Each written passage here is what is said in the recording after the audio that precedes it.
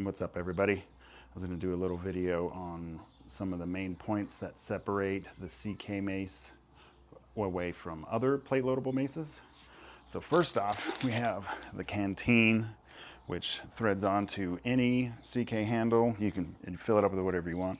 Mine's full of semi-truck wheel bearings. I got it loaded to about 35 pounds. So with the handle on it, it makes it around 40, 42. So we're the only ones that offer something like this that'll screw onto any of your mace handles. And then second, a lot of other handles are like this one. This is a CK Maceworks mace with a Olympic plate adapter sleeve off of Amazon. So the way these would work is you have to pop the collar, pull it off, pull your plate off, put more plates on, put the collar back on, and then clip it tight.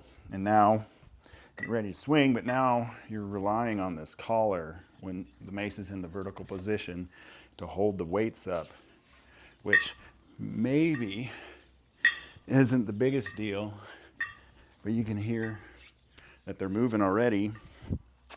So the way ours works is we have the internally threaded handle,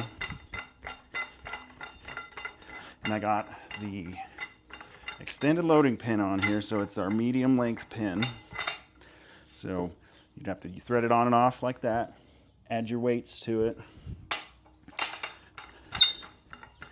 thread the handle back on,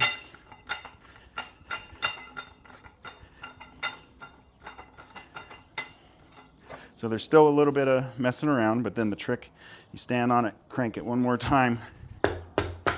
Now that is rock solid. It will not come loose. I've hit myself super hard and it doesn't come loose. If it ever does come loose, it's because I didn't get it tight enough. But anybody can get it tight enough.